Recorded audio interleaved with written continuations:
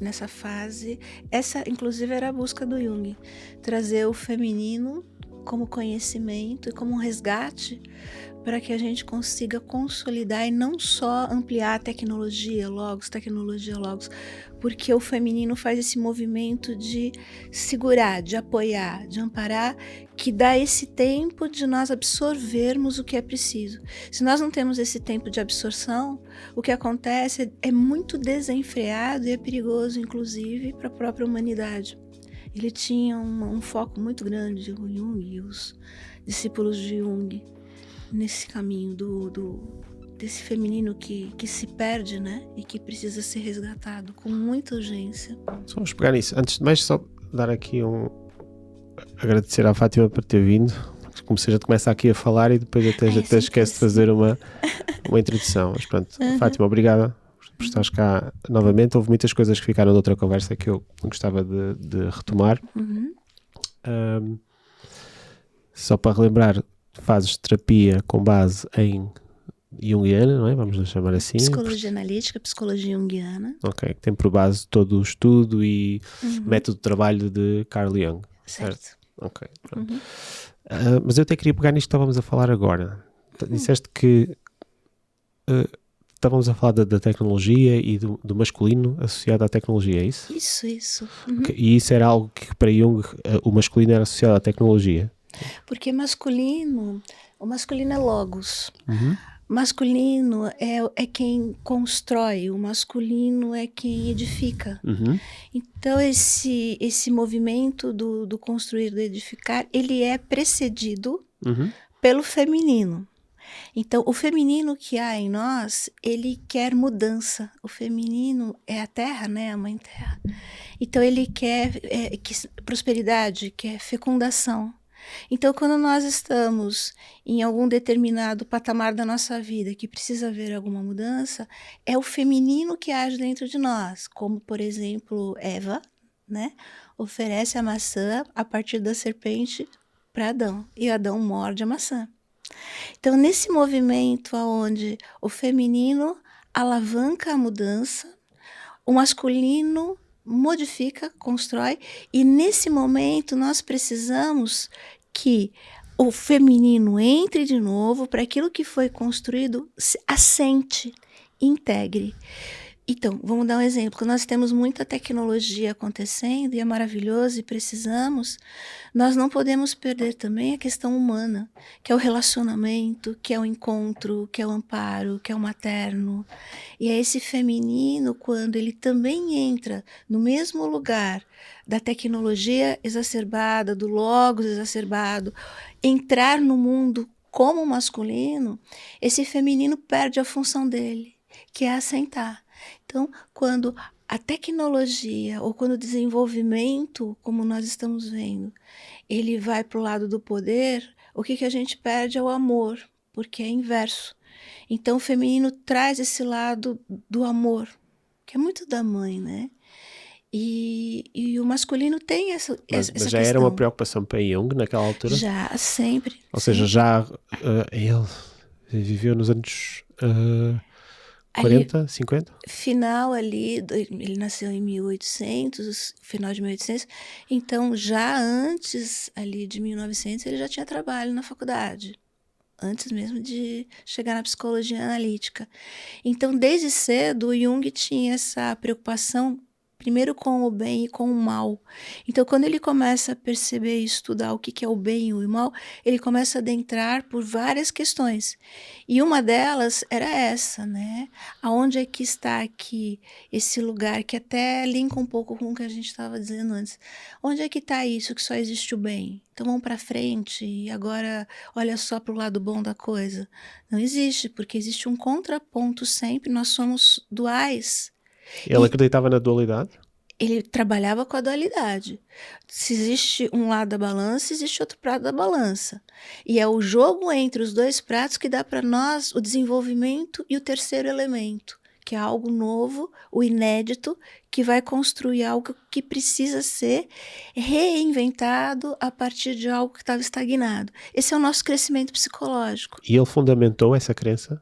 Ou seja, do bem e do mal? Ou seja, Sim. A minha questão é se isso estava mais ligado a algum estudo de princípios herméticos, Sim, ele cabala. Jung estudou tudo. Estudou escrituras sagradas, cabala, parte do Egito, Hermes. Ele trabalha muito também trazendo para a gente a alquimia, que foi um dos momentos chaves da psicologia analítica. Então, toda essa informação milenar, né, que vem espiritual, ele traz e traduz para a gente dentro da clínica, dentro das questões de desenvolvimento de consciência. E aí é que o estudo junguiano, ele permeia tanto a parte de sombra, feminino e masculino, tudo que você imagina, né? Enquanto polaridades, nós precisamos trabalhar. Porque assim, se nós estamos pesando demais num prato da balança qualquer aspecto da nossa vida, é porque está faltando remédio para o outro lado. E esse outro lado que nós não estamos vendo, ele está, né, como nós chamamos, ele está na sombra. Ele não está ao alcance dos nossos olhos. E é nesse lugar que a gente tem muita informação e a gente tem muita energia aqui para colocar no mundo. Então, o Jung, sim, ele se baseia em muitos estudos. O Jung vem trazendo para a clínica, né, para os processos de trabalhos terapêuticos, mas principalmente da busca da alma. Perceber como é que a espiritualidade funciona na materialidade. Então, ele se embasa completamente em muitos estudos. Muita gente passou por Jung, Jung passou por muita gente, por muitos estudos. E ele vai embasando o que é a sombra, o que é a questão do feminino, do masculino, arquétipo, complexo. E ele vem trazendo todos esses ensinamentos com grande medo. Porque ele estava numa época difícil, né?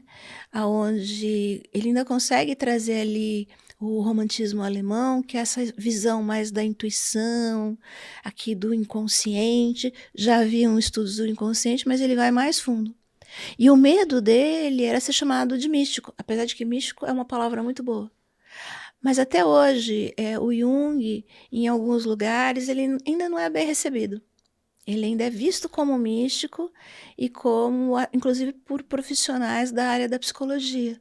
Mas eu entendo na altura a dificuldade em se afirmar como alguém mais ligado à espiritualidade. Porquê que agora ainda existe essa resistência em vê-lo como... Lá atrás ele já tinha receio de como é que ele colocava essa visão muito maior, né, que ele tinha espiritual. E ele tentava embasar sempre de uma forma não só empírica, que é o trabalho repetitivo, os estudos, as experiências, mas de uma forma acadêmica também e muito teórica, para tentar que a psicologia, com essa base de espiritualidade, fosse aceita e entendida. Lá atrás já havia isso, porque ele vem de uma época onde estávamos muito perto, ainda estamos, né, de uma Idade Média. E hoje, a falta de consciência faz com que as pessoas também... Eu acredito muito, eu vejo muito isso na clínica e nas minhas aulas, as pessoas têm muito medo do inconsciente. Tem muito medo das próprias emoções, tem medo de resgatar dores, traumas. Então, as pessoas tentam escapar quando tem esse lugar onde a gente precisa parar e reviver, e reinventar, transformar algum tipo de ação com relação a uma emoção. As pessoas têm muito medo ainda de olhar quando alguma coisa toca em algum lugar e escapar. E é natural que tenhamos, porque quando nós somos pequenos, nós não temos estrutura para poder abarcar determinadas emoções. Só que como adultos, a probabilidade é muito grande que agora eu consiga dar conta daquela emoção. Então, ou nós experimentamos e trabalhamos isso, a gente nunca vai saber se é capaz ou não. Mas aqui isto traz-me curiosidade. Abertamente ele afirmava que estudava todas essas saberes tradicionais, vamos chamar assim, ou essas culturas antigas, mas abertamente nunca expressou que seria um seguidor, ou um crente, ou um... O Jung, ou um ser eu entendo espiritual, ou seja, é o receio de ser colocado nessa parte de místico fez sempre com que o conteúdo que é conhecido até hoje tenha sempre uma base científica. Sim. Está escrito com, eu não diria para agradar, mas para passar no teste dos académicos e daqueles que eram as referências mais científicas da altura. Ou para ser aceito e não ser rejeitado. Existe uma diferença entre espiritualidade e religião.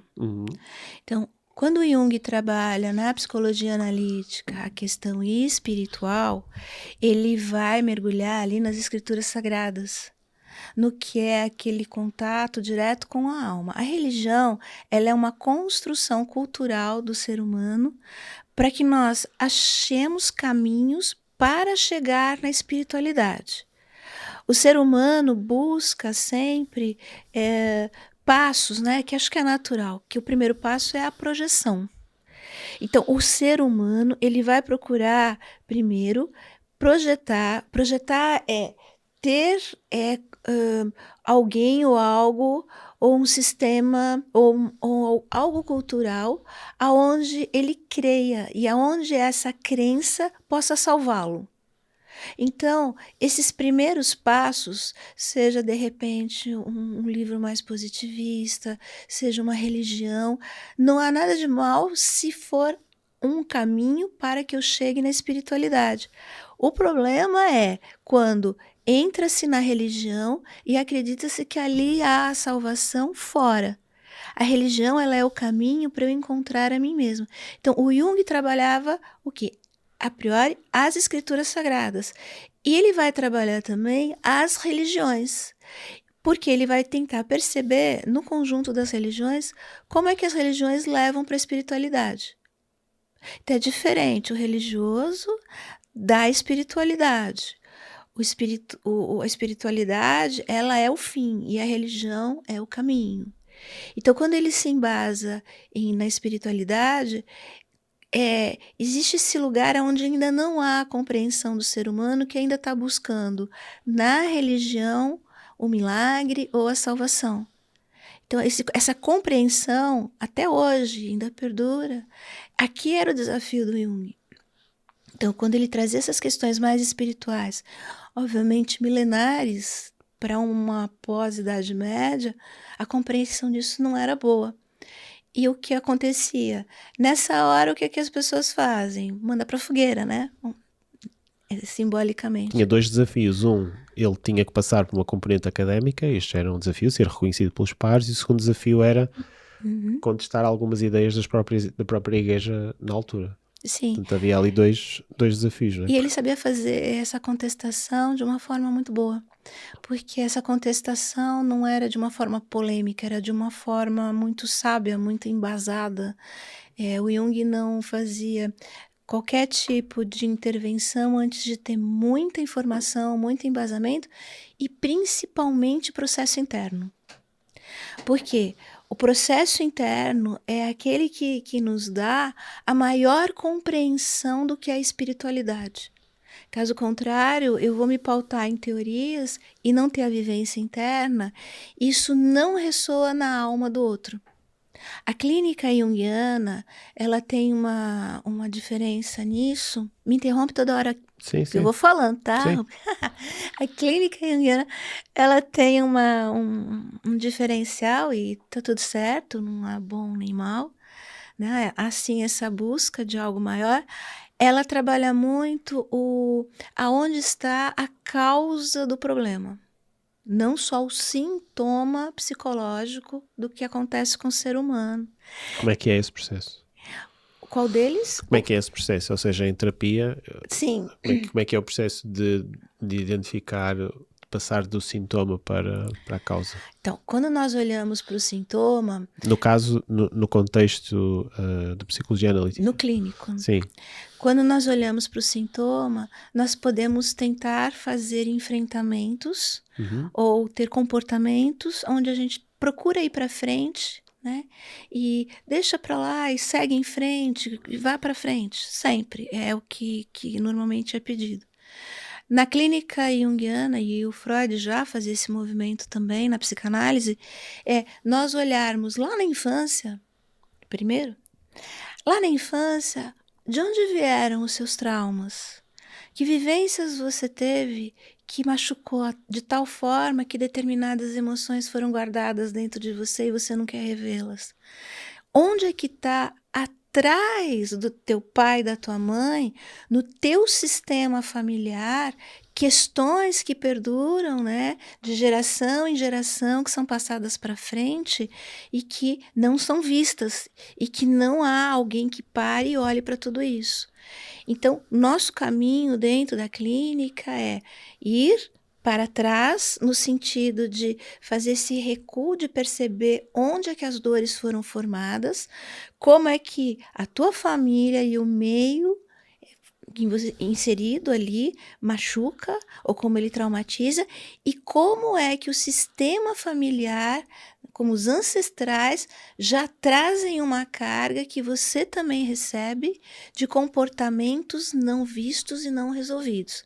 E no meio disso há também o enfrentamento, que tem hora que, nós falamos isso na psicologia analítica, olhar para os traumas, olhar para o sistema, você ter um insight de onde está o teu problema, você vivenciar a dor da tua sombra, tudo isso é feito num setting terapêutico. Mas você precisa pegar isso que você descobriu e ir para o mundo e aí sim fazer o enfrentamento. Nós vamos colocar um caso prático. Imagine que alguém, por exemplo, que tem temas de adição, por exemplo. Sim. A pessoa começa o processo terapêutico e diz, olha, tenho um problema de adição, álcool, vamos para uma coisa que é bastante comum. Como é que é feito o processo para trás? É a mesma coisa, a gente precisa voltar para trás e perceber.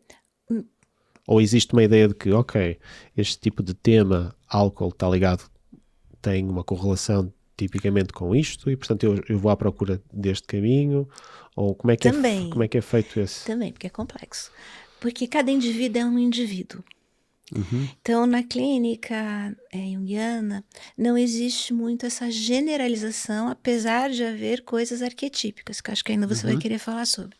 Então, cada indivíduo é indivíduo.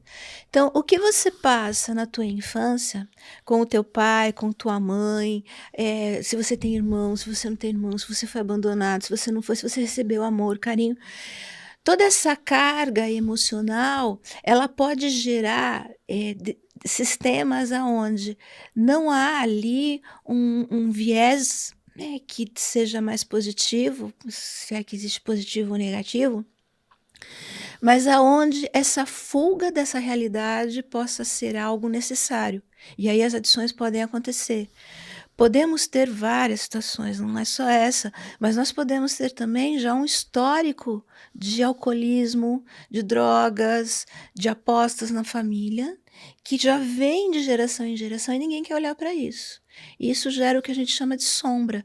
Toda vez que há um problema, como eu falei antes, e o indivíduo não quer olhar para o problema, isso vai ser guardado, vai ser colocado numa cave. Mas nada se destrói, né? As coisas querem transformação. Então, precisa ser revisitado o que foi escondido. E quando uma família esconde um alcoólatra, um assassino, não há o escondido. Precisa ser revisto para que essa energia seja liberada. Então, uma adição, ela também pode ter outros fatores. É muito ligado a essa questão de sombra, potenciais que a pessoa tem e ainda não descobriu, porque não é só negativo.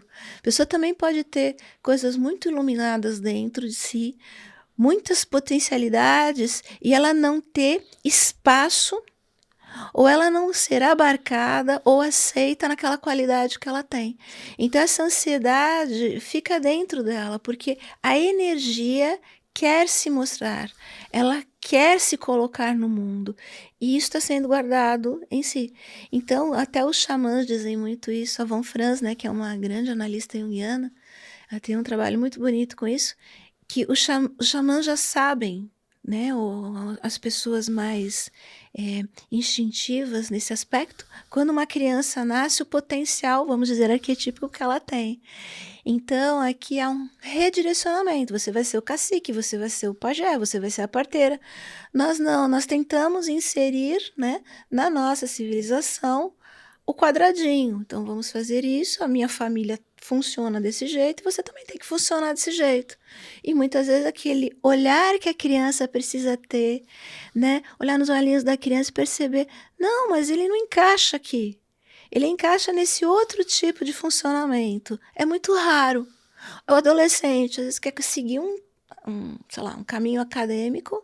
Não. Vai ter que ser doutor, vai ter que ser engenheiro e médico, porque a família toda é. De repente, é um tremendo de um artista e vai sofrer. Porque se tem um dom para ser colocado para fora e está guardado e não pode ser revelado, ganha ansiedade. E essa ansiedade também precisa que a pessoa escape de alguma forma dessa dor intensa dentro de si.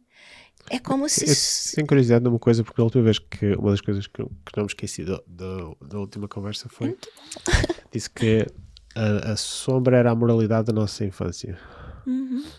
Exatamente. Portanto, tudo aquilo que não era muito bem aceito quando nós somos pequenos torna-se sombra. Portanto, se não é muito bem aceito que a gente se expresse ou fale ou haja durante... ou se comporte.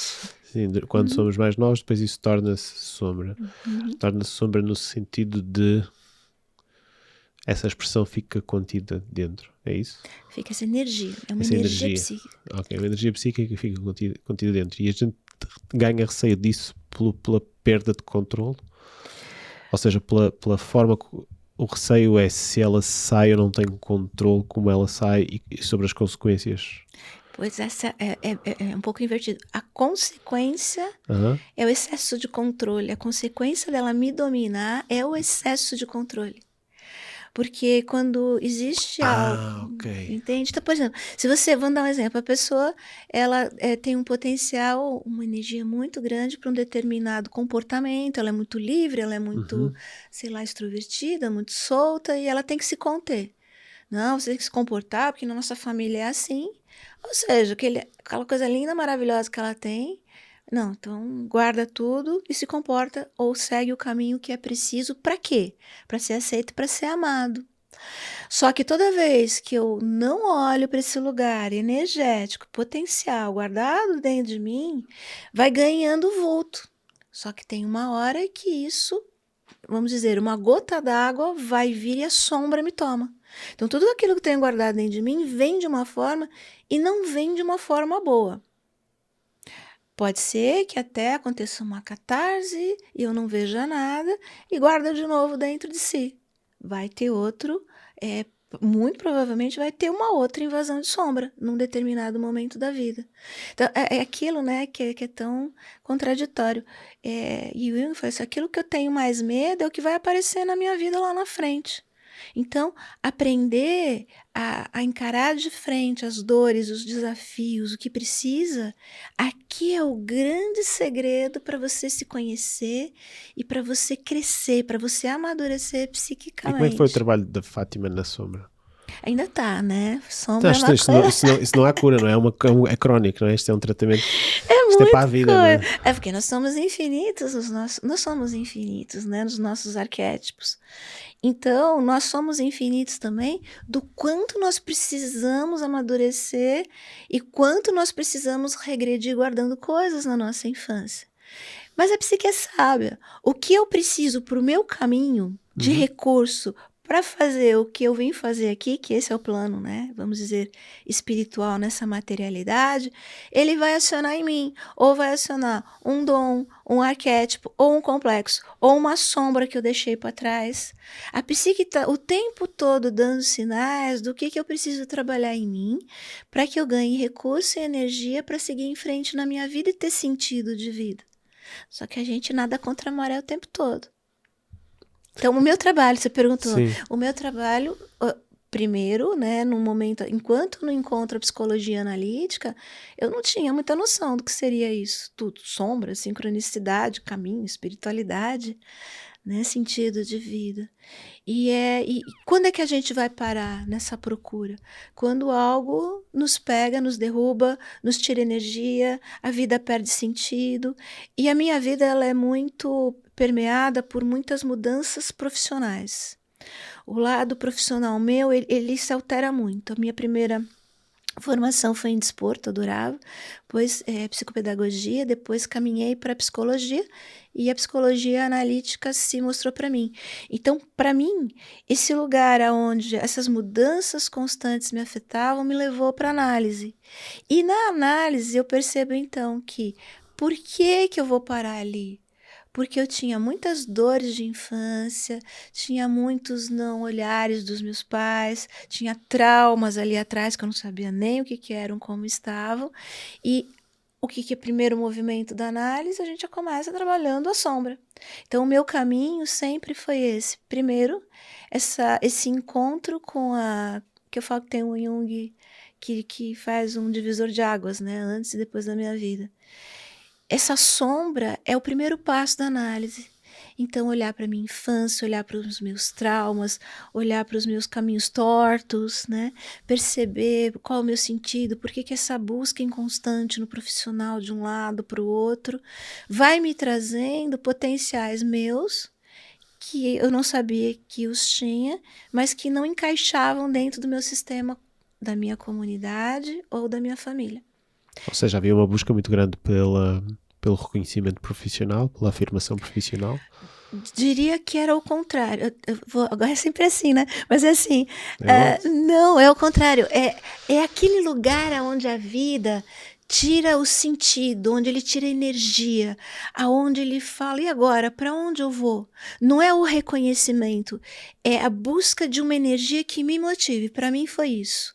Eu estava desanimada, eu estava sem motivação. De repente eu estava numa relação que não me dava o que eu precisava de energia, de alegria. Eu estava numa profissão que já não me dava o que eu precisava. Então, não, porque o reconhecimento é muito ego. E esse lugar que nos leva para uma psicologia de profundidade é a alma. É a alma que fala, está faltando. Ou você vai procurar, ou eu não te dou recursos para ir para frente. E eu não digo que o ego não seja importante, precisamos dele como motivação, porque agora eu quero reconhecimento. Isso leva a gente para frente. Mas para fazer esse trabalho de profundidade, é mais a depressão, um relacionamento que não deu certo, uma profissão que me decepcionou, um emprego que eu perdi, uma relação sexual que não está funcionando mais, é uma perda, é uma morte. Quem nos leva para o caminho da alma é mais o lado escuro e mais sombrio. Mas como é que a gente difere, por exemplo? Como é que nós podemos diferenciar o que é um ciclo ou uma dimensão que precisa de mudança e não entrarmos em deixarmos de fazer aquilo que temos que fazer? Se eu entendi, me corrige, vê se eu entendi. Sim. Ou seja, como é que a gente consegue distinguir entre, ok, olha, isto efetivamente não faz sentido para ti e há caminho para trabalhares aqui para mudares, entre, não, há aqui esta responsabilidade e apesar de tu não gostares, por exemplo, às vezes o trabalho é o seu exemplo mais fácil. A pessoa pode estar num trabalho em que como é que a pessoa distingue entre eu tenho que mudar porque isto já não faz sentido para mim e esgota-me, ou então isto esgota-me, mas eu tenho que fazer isto porque existem outras dimensões. É no esgotamento. Exatamente no esgotamento. É quando você está naquele trabalho aonde, igual o mito de Sísifo, você não aguenta mais carregar aquela pedra até o alto da montanha, a pedra cai de novo, você tem que levar a pedra de novo. É um esgotamento que vai acontecendo e a gente vai perdendo um sentido de vida, vai perdendo energia psíquica, vai perdendo motivação. A gente começa a questionar, mas isso não faz mais sentido, eu não aguento mais fazer isso. E vai de novo, e vai de novo. O que você pode fazer? Várias coisas. Você pode ir para uma adição para poder superar isso. Superar no sentido, não o problema, mas a angústia. Você pode ir para um remédio psiquiátrico para tentar aguentar, tocar isso não sei quantas vezes. Você pode buscar uma relação fora da tua relação estável que você tá, ou não. Por quê? Porque dá adrenalina, dá motivação. Mas são paliativos que me ajudam a levar a pedra no dia seguinte de novo até o alto da montanha. E aqui existem muitas técnicas até que a gente vê. São mecanismos de tolerância. Para você tolerar, para você ir para frente, para você conseguir mais um pouco, para o ego ficar feliz porque agora você tem um reconhecimento, para você achar que está funcionando. Mas essas atitudes, essas ações, elas não levam aonde a gente precisa perceber para que isso está acontecendo e por que a mudança tem que ocorrer. Então é muito mais fácil. Eu tô mal, tô triste, tô depressiva. Ao invés de cutucar, né, o meu ser, a minha psique, a minha alma, para perceber o que você quer de mim, porque você está me tirando essa energia. O que eu faço? Eu vou tomar um remédio, eu vou para uma balada, eu vou namorar, aí amanhã, quem sabe, eu consigo trabalhar de novo. Então, a tendência do ser humano é empurrar para frente, com todas as técnicas, né? E nós somos criativos demais para fazer tudo isso.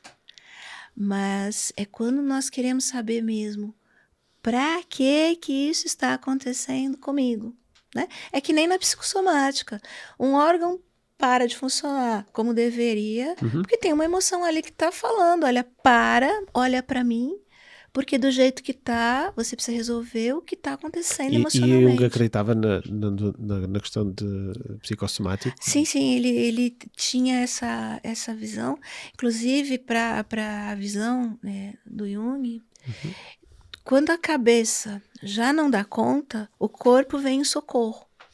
Porque se a gente tem uma alma, que é a psique, a gente tem o espiritual que está em nós, e a gente tem um corpo que abarca tudo isso e que, né, onde se monta tudo isso, o corpo está aqui para nos ajudar, ele é um templo do sagrado.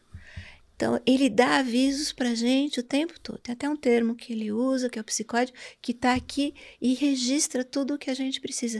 E ele também é uma forma de sintoma, de sincronicidade, de falar, olha, o teu rim não está bom, vamos ver que emoção que é essa que está aqui?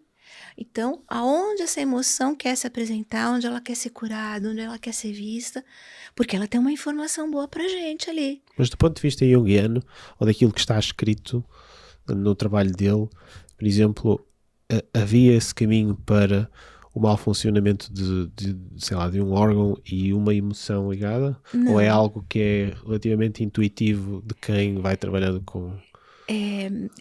Eu não diria... Também é intuitivo. Aliás, a psicologia, a alma, né, traz esse lugar da intuição. Ou seja, mas ele escreveu algo sobre o psicossomático? A obra do Jung, ela não é uma obra, vamos dizer, linear.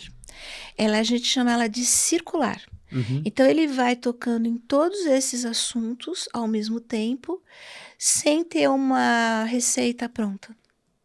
Então, se você quiser procurar numa obra do Jung uma receita pronta de como analisa sonhos, não vai encontrar. De como por que o teu fígado parou de funcionar, que tipo de emoção é, também não.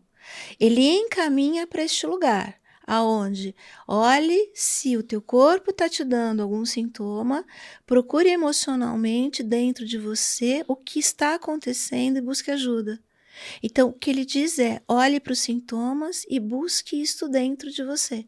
Dentro da clínica, quando a gente abarca alguém que está com algum problema físico, normalmente, e isso também não tem receita de bolo e acontece na conversa dos inconscientes, a emoção do ferimento que apareceu ali, né, do órgão, do músculo, seja, ele aparece como tema de sessão. Não sei se eu consigo explicar, porque é uma coisa muito profunda, né? Acaba por surgir. Acaba por surgir. Então, se alguém... Vamos lá. Se aparece um paciente meu que está com algum problema na coluna, por exemplo. Seja na lombar... Calha bem. No meu caso, por exemplo, alguém que tem... No meu caso, tem muito má postura e tem alguns problemas de coluna. Não muito, mas tem alguns. Então, tudo isso é simbólico, né? Então, se está numa região que corta a sua coluna no meio, por exemplo, o problema de uma vértebra, quando a gente começa a trabalhar o que está acontecendo com você, conta a tua história, o que a gente percebe? Que essa pessoa, por algum motivo, ficou dividida entre a parte espiritual e a parte somática. A parte do soma, do corpo. Se ela tem um problema muito sério na cervical, eu já tive um paciente há muitos anos atrás que ele tinha uma doença seríssima na coluna, né, na parte mais estrutural mesmo, e os médicos mandaram para terapia porque ia falar para ele, não é possível, o que você tem, deveria ter uma dor assim de não andar, e você não sente esta dor. Isso é complicado porque a dor nos protege. Então, quando ele chega na terapia, né, e aquele monte lá de radiografias e exames, eu não trabalho com isso, mas eu vou trabalhar com a tua psique. E ele começa a me contar que ele chega num lugar onde ele traz a questão de ele precisou se tornar mental e fechar todo e qualquer sentimento dentro do corpo dele. Então, ele só funcionava daqui para cima. Então, o que ele fez? Nós não fazemos nada, né? A psique faz. Ele começa a adoecer deste lugar como sintoma de você está com a cabeça dividida do corpo. Então, quando começa, né, esse trabalho de vamos calcinar, vamos olhar para o teu sentimento, isso é um trabalho que custa, não é um trabalho rápido. Ele começa a sentir as dores. Então, aí ele vai para o tratamento, que ele percebe que realmente ele precisa cuidar do corpo, porque quando chega no corpo, é porque já está grave a situação. É porque a psique já não está dando conta, ou você não está olhando para lá. Então, cuidar do corpo é uma premissa. Então, você vai cuidar do corpo e nós vamos cuidar aqui da tua psique, da tua alma. Então, é um trabalho concomitante. Vai lá, cuida, procura os melhores médicos, faz tudo o que você precisa fazer, e as sessões é esse trabalho do sentimento, para ele fazer de novo a conexão, né, com essa emoção, ou com essas emoções que ele tinha muito medo de entrar em contato. Ok. Antes de mudarmos para outro assunto, gostava só de fazer aqui Quando eu me delongasse, me corta. Não, tranquilo. Há uma frase que me ficou na cabeça também dele sobre psicotrópicos. Ele dizia, cuidado com conhecimento não merecido. Muito bem, E qual é que era a abordagem? Eu percebo o que ele quer dizer com isto, ou seja, e atenção se tens ou não tens estrutura para aquilo que estás disposto a ver. Eu gostava de aprofundar um pouco mais qual era a visão dele sobre não numa perspectiva recreativa da utilização de psicotrópicos, mas mais porque agora utiliza-se muito alguns sejam, sei lá, cogumelos, ervas, ayahuascas, coisas do género, às vezes até para ir, às vezes não se sabe bem o que é que se vai encontrar do outro lado. Não se sabe para onde vai, né? Não se sabe para onde vai, não é? Mas eu às vezes fico dividido, porque vejo muita gente com boas experiências e até alguns casos até de transformação sobre a forma de olhar para o mundo. Não quer dizer que não existam outros casos onde a pessoa vai e se calhar já não volta-se toda e fica. Mas como é que era a abordagem dele sobre este tema? Até porque na altura não deveria ser muito, se agora é mais comum, mas na altura não era muito falado. Bom, aliás, eu até acho engraçado ele ter uma visão sobre o tema. Na verdade, assim, essas questões de psicotrópicos, vamos dizer, que foi essa palavra que você trouxe, mas qualquer elemento que possa me levar para um plano de contato com o inconsciente, que é isso que acontece, já existiu, sempre existiu na humanidade. Por exemplo, falamos dos xamãs. Xamãs usam porque eles têm essa preparação para fazer esse acesso ao inconsciente. Então, voltamos de novo no atalho. Se eu tenho um problema ou um desafio psíquico, algo que eu preciso descobrir dentro de mim, que me impede o meu movimento, que me traz dores, que não flui a minha vida, que eu não me encontro em mim ou espiritualmente. Para o Jung, o trabalho precisa ser feito pelo inconsciente, pela psicologia, pelo feminino, porque o feminino, ele é profundo. O feminino é lento. O feminino é lento, mas é integrativo. Então, se eu não faço uma preparação para entrar em contato com aspectos sombrios dentro de mim, e entro com muita rapidez, de sopetão, em contato com isso, eu posso não aguentar o que vem. E realmente cindir. Cindir é a minha estrutura de ego não dar conta daquilo e eu psicotizar. Esse é o grande alerta do Jung e da psicologia. O que nós temos? Nós não somos 8 nem 80. Nós somos, né, como seres humanos individuais, únicos, e tem essa certa graduação. Então, alguém pode estar mais preparado para esse acesso, ou pela bagagem que já traz na vida, ou pelo trabalho que já fez sobre si mesmo, ou pelo que já aprendeu na vida. Então, essa pessoa pode acessar através de algum elemento desse, o inconsciente, e trazer boas informações ali. Acontece que, desenfreadamente, o uso sempre em busca de atalhos e milagres, ele é perigoso e ele tende a dar errado. Então, você chega muitas vezes com uma substância dessa num lugar tão iluminado que você quer aquilo para sempre, que é o que acontece com as adições. Quero aquele estado novamente, vou novamente nessa busca, e aí entro em adição da própria substância. Então, nós buscamos sempre o divino, nós seres humanos. E quando ele se apresenta, a gente fica encantado. Mas há uma má interpretação, porque mesmo ou seja, a má interpretação no sentido milenar das coisas, não é? Porque mesmo ancestralmente a utilização dessas plantas ou dessas substâncias era utilizada de uma forma ritual, não é? E hoje a gente olha para isso quase como mais ligado à espiritualidade e se calhar se olharmos isto de uma forma mais objetiva, era um processo para preparar as pessoas psicologicamente para aquilo que iriam fazer. Estou a falar disto quando estamos a falar mais na ancestralidade, isso, os rituais ancestrais. Mais ancestrais, não sim. agora, não é? Porque agora vai só um xamã, ele faz ali umas coisas e depois, mas ancestralmente provavelmente as coisas teriam, a estrutura psicológica também seria diferente, não é? As pessoas estavam muito mais em contacto com a natureza, estavam muito mais próximas. Sim. Seria diferente de hoje em dia. Mas há uma perversão daquilo que era o trabalho há uma perversão hoje em dia daquilo que era o trabalho do xamã. Pelo menos pode ser. Acho que é mais isso, não é? Porque anteriormente era algo feito em momentos particulares, em alturas particulares, com pessoas particulares, não era? Tenho ideia com as... acho que não sabemos também se não existia esse outro lado pervertido, né? O que a gente normalmente ouve é sempre o que deu certo, né? O lado sombrio a gente nunca fica sabendo muito do que tem por ali. Então, eu não digo que possa não ajudar. Mas se, por exemplo, um indivíduo tem uma tendência muito forte de acesso ao inconsciente e ainda vai buscar uma substância para conseguir mais fundo ainda, ele pode ter dificuldade para voltar para essa materialidade. Como é que alguém pode ter facilidade em acesso ao inconsciente? Depende, cada um é cada um. Tem pessoas que têm um contato maior, uma sensibilidade de ouvir a mensagem que o inconsciente traz. E tem pessoas que estão mais ligadas não ao mundo interno e mais à materialidade ao mundo externo, que tem essa dificuldade de ouvir o que o inconsciente traz.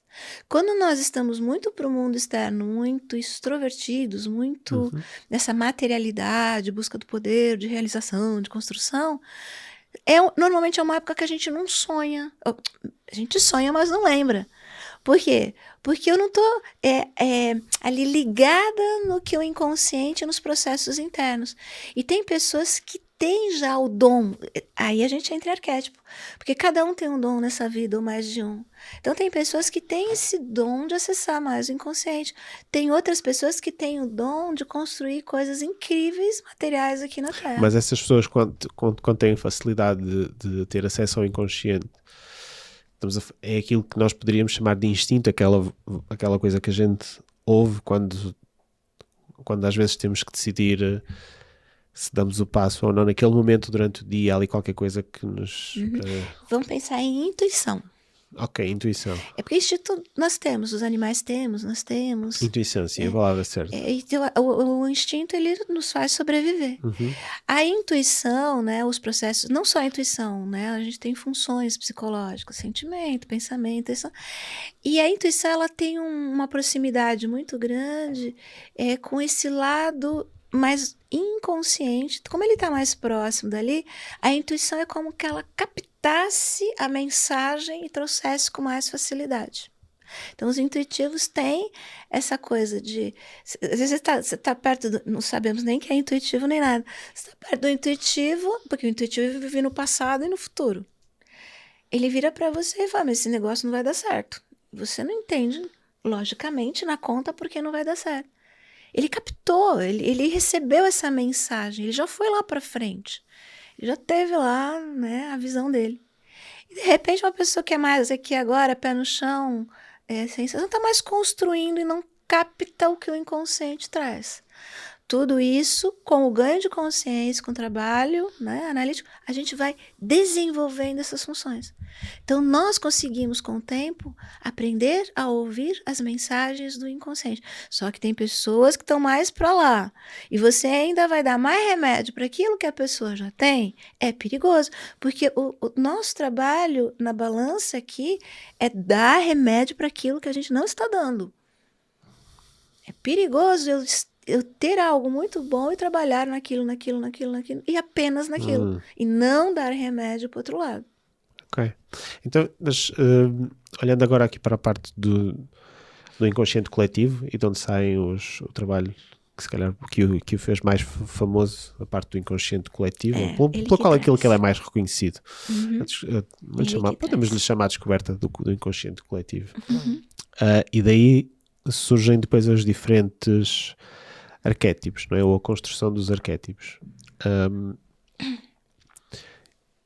A componente dos arquétipos para ele, foi algo que ele foi escrevendo mesmo e desenhando, ou foi como, por exemplo, os outros conhecimentos em que ele dizia há caminho para explorar ali, por exemplo, como estávamos a falar há pouco, por exemplo, da religião, ou ele não escrevia, ou ele não fazia a ligação de uma emoção com um órgão, dizia, mas há caminho a explorar, olhem para este lado porque há caminho para explorar.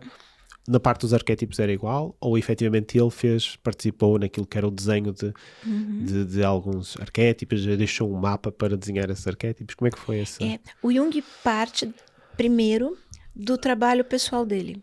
Isso aqui é importante. Então, dá a impressão, então, se nós não olharmos para isso, que ele usava o logos, a informação, a teoria e juntava as partes. Também fazia. Mas o Jung tinha muitos sonhos, ele tinha muitas visões, que nem ele descreve nos livros negros, no livro vermelho. Ele tinha esse lugar do inconsciente que ele sabia pisar, ir buscar a informação e trazer.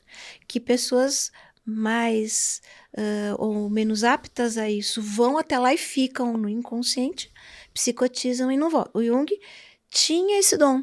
Ele conseguia não só receber a informação, como ir lá também. Então, ele recebia sonhos, muitas imagens, né? Ele tem uma técnica que é essa da imaginação ativa, que é deixar, ativar essas imagens para que chegue. Então, com as imagens, ele começava a ter epifanias. E com as epifanias, ele ia buscar de onde veio, o que é isso dentro de mim, o que é fora, onde está isso, aonde eu consigo me respaldar. E aí ele vai caminhando pela sabedoria da humanidade e percebendo que o que aflora dele já existe em algum lugar. Aí ele vai lá e abarca essa informação para trazer para o trabalho dele, primeiro para a vida dele, para explicar para ele mesmo, e depois para compor, mais tarde, uma psicologia que é só dele. Então, que ele vai buscar ali, ele vai. Mas antes disso, algo acontece com ele para que ele chegue nesta informação. Certo? Sim. Então, isso é muito importante a gente perceber como é que a psicologia analítica surge. Então, ela não é uma psicologia apenas teórica, ela é realmente uma busca de alma, aonde ele eu acho que ele faz assim esse grande favor para nós de embasar aquilo que nós não entendemos. Eu percebo muito isso. Comigo também aconteceu, com meus colegas, com os alunos e com os pacientes. Essa linguagem traduz o que eu sinto e não sei, e não saberia explicar. É mais ou menos isso. Ele viveu isso e ele conseguiu trazer para nós as explicações, né, desse espiritual dentro de nós. Ok, pois, às vezes há coisas... Mas não falei dos arquétipos, depois há você pergunta coisas, de novo. sim, mas há coisas que eu consigo entender. Há dons que nos chegam e nós não sabemos bem explicar de onde. E a gente pode ter talentos para um lado ou talentos para o outro. Ou seja, ele provavelmente teria capacidade de alguns do seu trabalho de a informação processar a um ritmo tão rápido e de surgir dali uma ideia, um conceito novo e ele uma imagem e ele conseguir, de repente há um momento em que as coisas fazem sentido, é quase como aprender a ler, ele puxa de um lado, puxa do outro e de repente surge, ok, é isto. Um insight, a epifania. Ok. Mas na construção dos arquétipos, isso depois, ou seja, ele ir bebendo dessa experiência toda passada dele, como é que surge depois essa construção? Ou seja, há uma ideia de que é um inconsciente coletivo e de que há uma figura que é transversal às diferentes culturas, não é? Por exemplo, provavelmente também uma das mais conhecidas é do herói, não é? O arquétipo do herói. E muito presente nas literaturas. Como é que ele chega a essa construção? Sim, então vamos por partes. O Jung, ele veio com essa epifania também através de um sonho. Na época ele estava até com o Freud ainda ali nos estudos da psicanálise. Então ele vai ter um sonho, onde ele sonha com vários andares, que existe realmente um inconsciente lá, né? Maior, onde nós estamos mergulhados.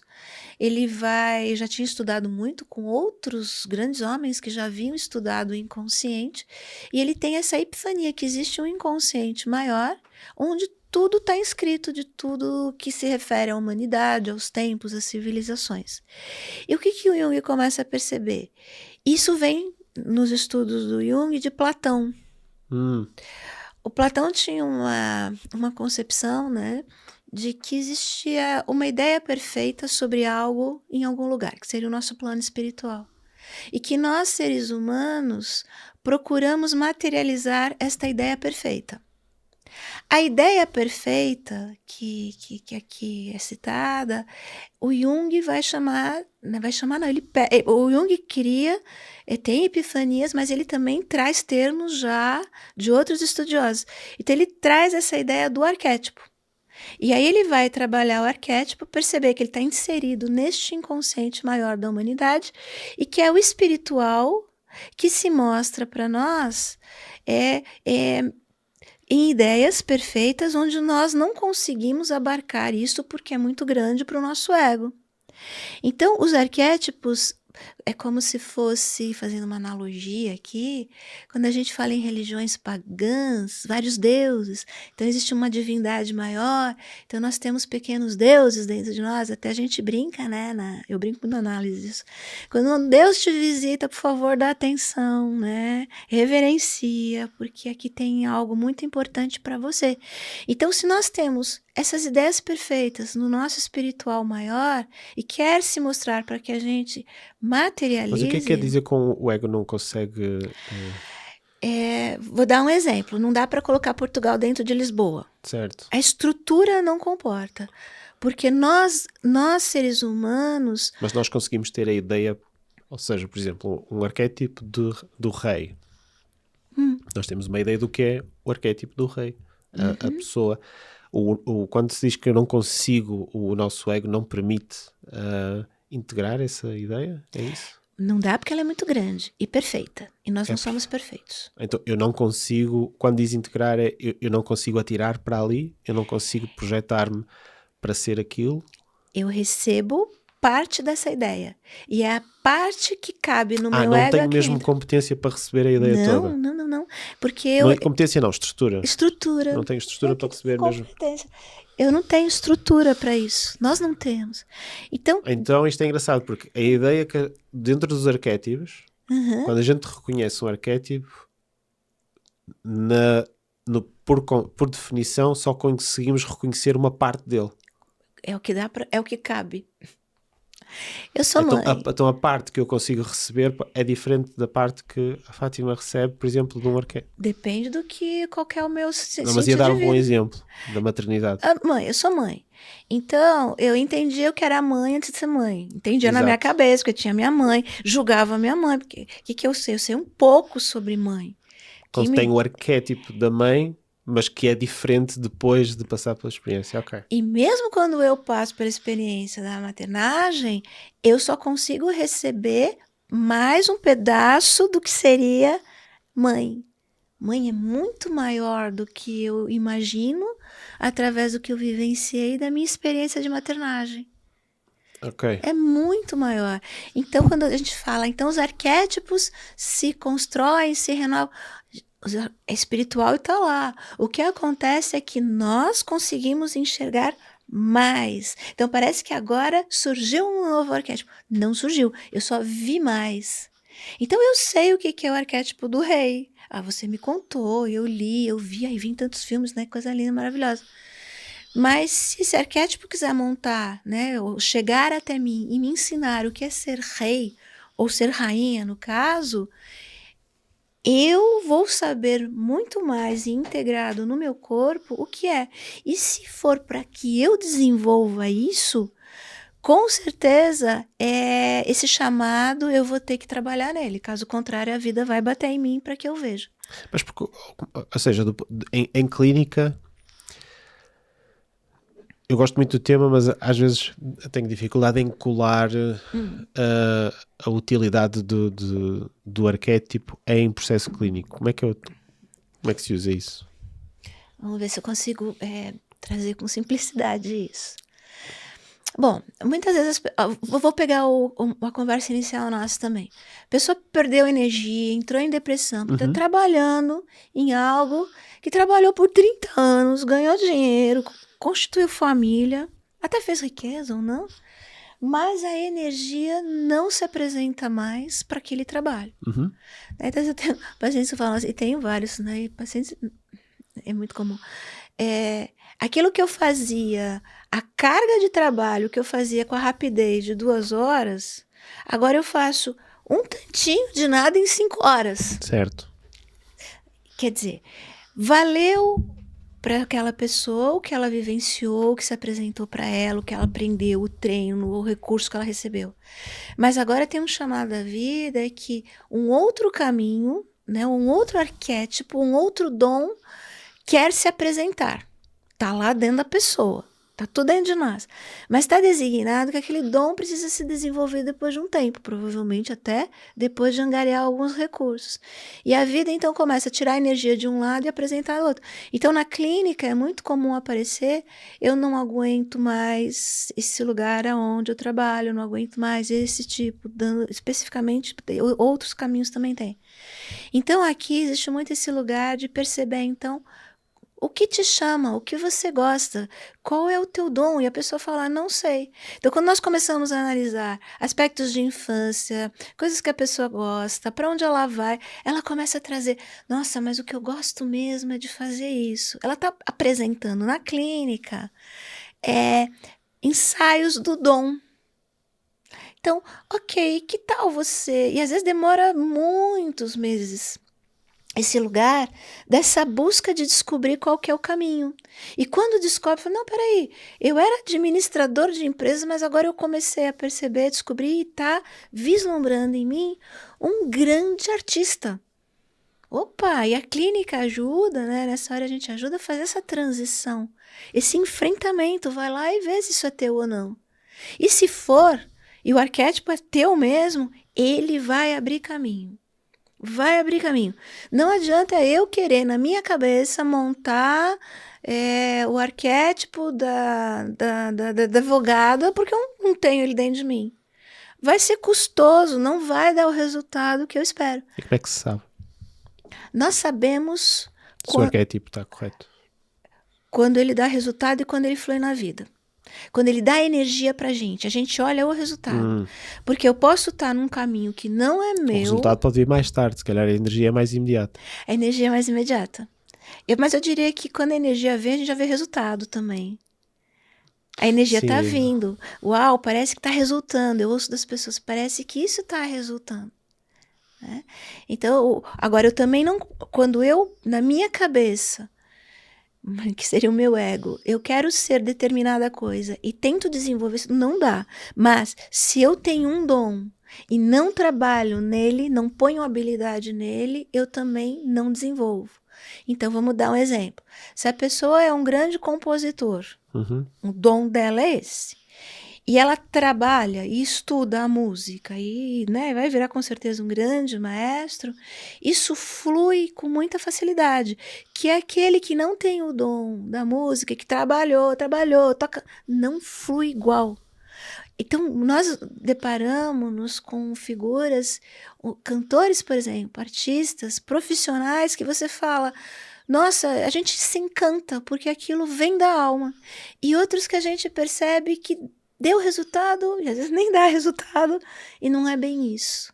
E a tua preocupação, e eu entendo, Rubio, qual que é? Como é que eu vou saber se é ou não é? É autoconhecimento, é ganho de consciência. Eu posso passar uma vida e não perceber, passar a vida e descobrir muito tarde, mas quando eu faço esse trabalho interno de descoberta, a psique vai me trazendo imagens, vai me trazendo sincronicidades, vai escancarando para mim qual que é o meu caminho. Como é que foi com a Fátima a emoção de perceber psicologia. Alguém que vem da área do desporto?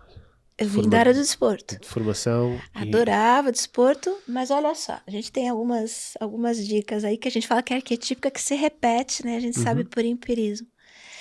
Eu brinco muito, né? Quando você tinha mais ou menos lá os teus 7 até teus 12 anos de idade, o que você gostava de fazer e de brincar? Gosto muito de perguntar isso.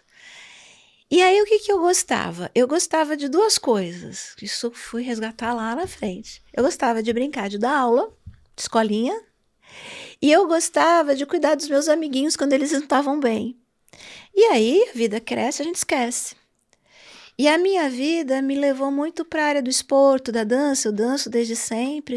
Agora eu não danço mais, dancei a vida toda. E esse lugar do desporto, da dança, me encantava.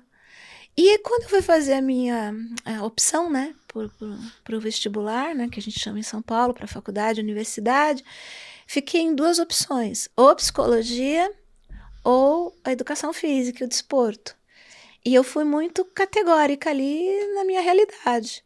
Psicologia vai demorar muito para me dar rendimentos, educação física já dou aula de dança, já dou aula disso também, é aqui que eu vou porque aqui eu tenho mercado, né, de trabalho.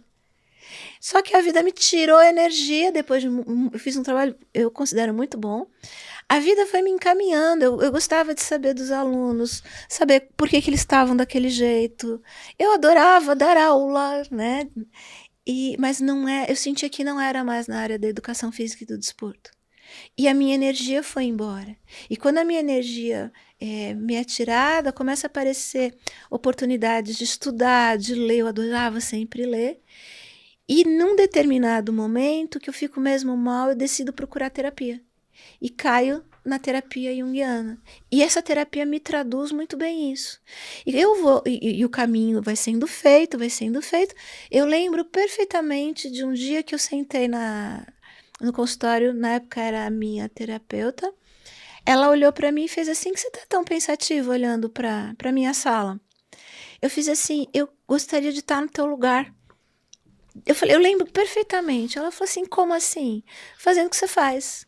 Cuidando das pessoas, ouvindo o que as pessoas dizem. Ela olhou para mim e falou assim, então vai estudar Jung. Ela foi diretamente, ela me deu um livro para ler, ela falou, você é muito junguiana, você tem muito esse lugar do inconsciente, vai estudar Jung. E mas era a linha orientadora dela também? Ou foi... Ela começou com o Lacan, e depois ela descobriu o Jung, e também foi no Jung que ela percebeu que era o caminho dela. Na época, Lacan é uma linha da psicologia também, a linha lacaniana. Ela fez a psicologia, né, que em São Paulo era basicamente, ainda é o social, mas é muito freudiana. Descobriu Lacan ali no meio dos estudos, e no caminho dela, nas leituras, nas pesquisas, nos trabalhos, ela descobre Jung. Então ela, peraí, ele me traduz. É uma coisa que a gente diz muito. Ele me traduz. Ela falou, vai estudar para ver o que é. E quando eu comecei a estudar, eu falei, nossa, isso aqui é a minha vida, assim, revelada. E aí essa vontade de ouvir logo apareceu, de sentar, de ouvir, e de dar aula também. Isso já que aí já não eram aulas de educação física. Essa necessidade de querer passar o conhecimento. Então, a minha transição, ela foi muito por aí. E aí você vai perguntar, poxa, mas no começo não era? Não é, porque muitas vezes a gente não está preparado no início para o nosso dom. E eu falo, o fato de ter passado pelos trabalhos que eu passei antes da educação física, eu trabalho desde cedo. A educação física, tudo que eu estudei dentro da área do desporto, educação física, universidade, pós-graduação, tudo que eu fiz lá me serve hoje para a educação Mas física. como é que lidou com a emoção ao início de...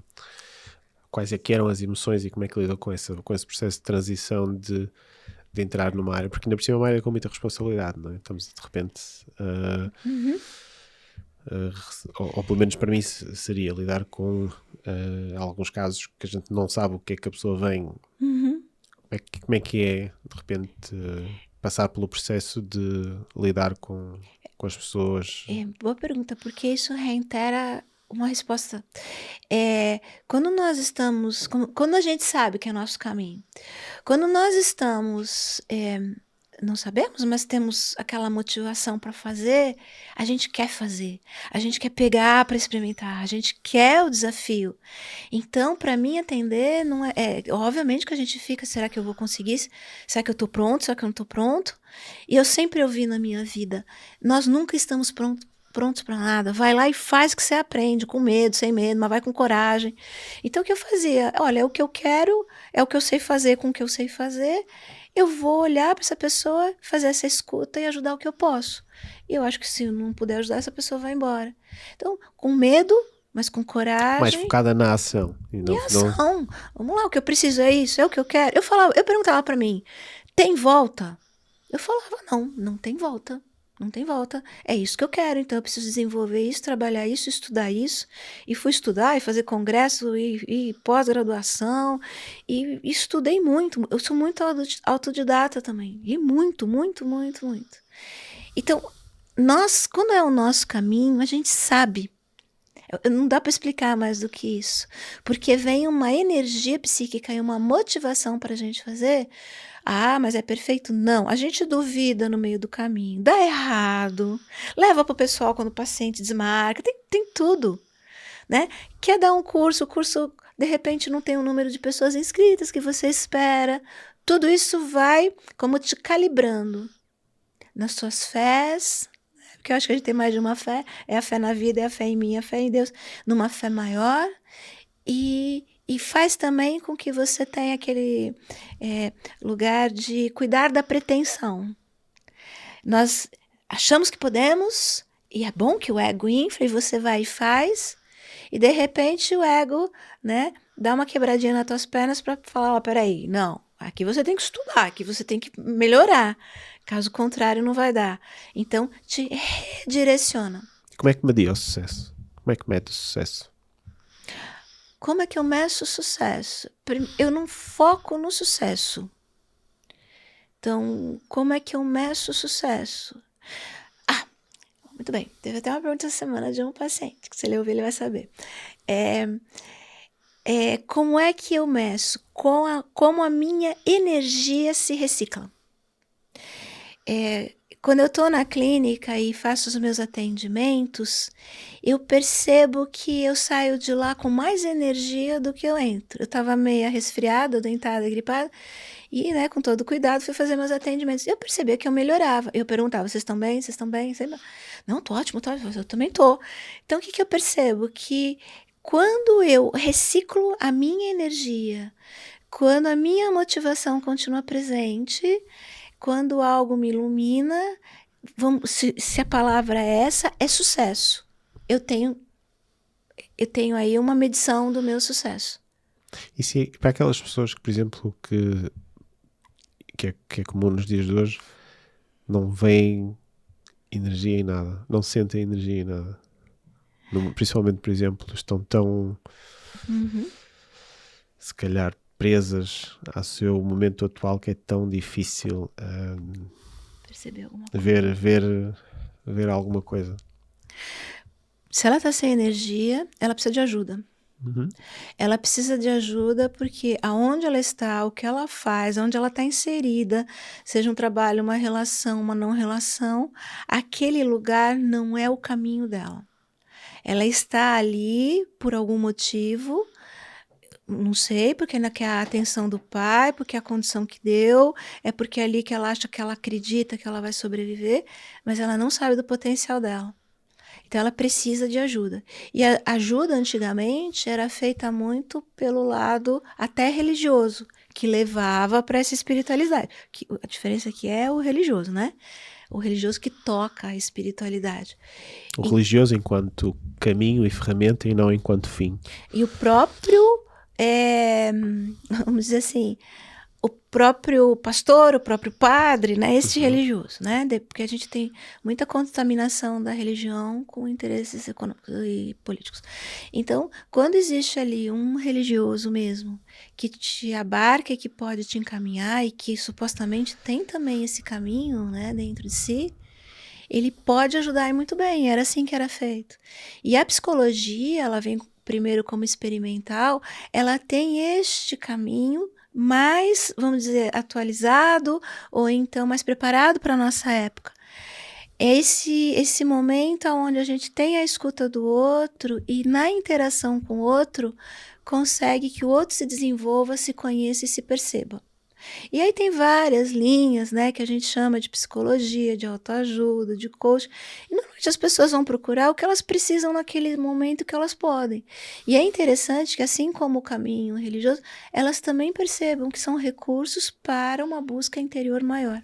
E não fique ali esperando um milagre que venha de fora. Como é que se lida com os casos em que se percebe que não vai correr bem? Primeiro, na clínica você está dizendo. Ou seja, certeza que alguns na clínica passam pessoas que a Fátima deve chegar e dizer, isto não vai... Para a psicologia de profundidade, a premissa nossa é que nós acreditemos que o outro tem caminho. Quando isso aí não tem mágica, não tem receita também. Quando nossa intuição e a nossa perspicácia, a nossa experiência, porque experiência é tudo também nesse momento, percebe que não é que a pessoa não tem caminho, não tem saída, é que eu não posso ajudar. Algo meu não consegue ajudar. Porque quem vem para nós, normalmente a gente já tem algum caminho feito dentro de nós. Então é como se eu acredito nessa pessoa, então eu continuo trabalhando. Quando algo bate em mim e vem e fala, eu não consigo ajudar essa pessoa, aqui não é nesse lugar que ela pode ter ajuda, eu falo, eu não me sinto capaz de te ajudar. Eu vou te passar para um colega que trabalha com esse tipo, né, de questão que você me traz, ou então você... Já cheguei a falar, você precisa primeiro achar aqui uma religião para poder trabalhar a tua fé.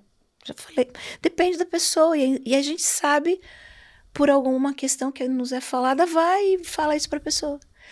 E muitas vezes o que acontece, e eu trabalho muito assim, acho que os meus colegas, né, de onde eu também tenho o meu grupo, nós começamos a trabalhar com a pessoa e acreditamos na pessoa, pode ser que em um determinado momento a pessoa fale, não quero mais continuar. Porque às vezes eu acredito e a pessoa não acredita. Né? Então aqui, você vê que é muito sutil, que não tem fórmula mágica, que aqui é o nosso caminho pessoal, e não é só caminho pessoal. Nós precisamos estudar, que nem o Jung fez. A gente tem que se embasar muito em toda a teoria possível, para quando chegar diante do paciente, o Jung falava isso, diante do paciente seja, antes de mais nada, um ser humano. Mas tem uma frase anterior a essa, que ninguém fala. Estude muito, viva muito, procure muito conhecimento para estar diante do outro e poder ajudar. Então, é um conjunto, né, de coisas que quando a gente se sente...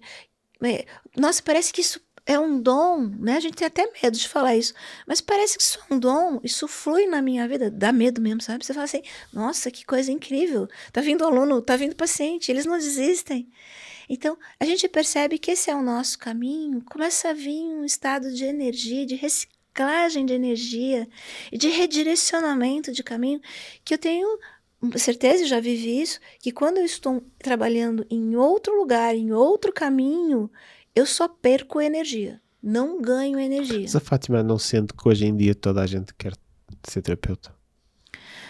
Tem muita gente que quer ser rico também, né? Eu falo, e rico, né? Mas não há uma explosão da procura das pessoas se colocarem nesta posição? Porque a gente chama que é o espírito da época. O espírito da época é o que está na moda, né? E as pessoas querem milagres, né? Milagres para se sentirem com sucesso, milagres para render dinheiro rápido, milagres para qualquer coisa. Mas se não é o caminho, não dá certo, Rubem. Vai trabalhar com isso. Por que é que acha que é mesmo só uma questão de moda? Tanta gente procurar hoje em dia ser terapeutas, eu vejo como coaches, espírito psicólogos. Da época. E essa moda que nós temos agora, eu já vi isso, eu tô quase 10 anos aqui, mas eu vivi muito em São Paulo. Uhum. E eu já vi essa moda de terapeuta, coach, ir, voltar, ir, voltar, ir, voltar. E tô vendo aqui de novo, voltando com toda a força. Tem uma ideia de onde é que vem essa moda? Talvez, eu acho que pode ser uma emergência do próprio espírito das profundezas de querer mais consciência, de incitar que nós precisamos ter mais consciência. A vida pede evolução o tempo todo, nossa psique pede a nossa evolução o tempo todo. Tudo que acontece é para nós crescermos. Tudo que acontece no mundo é para nós crescermos também. Cabe a nós aprendermos ou não com o que a vida está nos dando. Então, no meio disso tudo, muitas pessoas podem se perceber capazes mesmo de cuidar do outro. Aí voltamos na questão. Quanto você vai levar isso numa superficialidade ou quanto você vai levar isso com um valor e com responsabilidade? Afinal de contas, é um outro ser humano que está diante de nós, né? Portanto, há uma crença de que, de certa forma, se vai encontrar um equilíbrio natural e que depois o plano se limpa naturalmente. Ou seja, de repente há uma explosão, muita gente a tentar ser terapeuta, pessoas hoje em dia vê-se muitos coaches, psicólogos, terapeutas, principalmente online. Mas a Fátima acredita que depois com o tempo isso... Tudo é cíclico. Tudo limpa. Quem tem que ficar, fica, e quem não tem... E não tem os que ficam também e não são. São os que ficam no caminho que não são deles. Ok. Que ali a estrutura, vamos pensar que o ego está predominando ali, a alma, e as pessoas cada um tem o seu valor, né? Então, podem continuar mesmo trabalhando. E sabe o que é incrível? É que mesmo essa pessoa trabalhando no caminho que não é dela, vai chamar pessoas que precisam aprender alguma coisa com o que ela faz. Nada é feito à toa. Então, eu não gosto de julgar. Então, de repente, alguém faz um tipo de trabalho e é o que aquela pessoa precisava estar diante daquela pessoa, naquele tempo, naquele momento, para levar algo, aprender algo, até que é ou não é. E eu também tenho uma coisa que eu digo sempre para os meus alunos, para os terapeutas, né, para o pessoal que eu supervisiono. Nós aprendemos uns com os outros. Então, nós aprendemos com os nossos pacientes. Quem chega na nossa vida, e se nós estivermos atentos, não tem como não trazer algo para nós. Um aprendizado. E um aprendizado que pode ser fácil. E às vezes é um aprendizado que vem como inimigo até, pela dor. E é um tremendo de um aprendizado. Então, o que tá certo para quem precisa. A questão é, quanto mais consciência eu tenho, eu posso encontrar mais o meu sentido de vida e o meu caminho. E aí é bom para mim. E vai ser bom para os outros também, com certeza. Essa busca precisa ser feita, né? E aí os sintomas que vêm, é o corpo, é o caminho que deu errado, e tem que fazer para cá e não deu certo, e é para lá. São aprendizados da vida. Ok, Fátima, obrigada. Ok, gostei muito. Acho que ainda devemos falar outra vez. Eu que te agradeço estar aqui com você. É sempre muito gostoso essa troca Obrigado. aqui nossa. Estamos, Gabriel.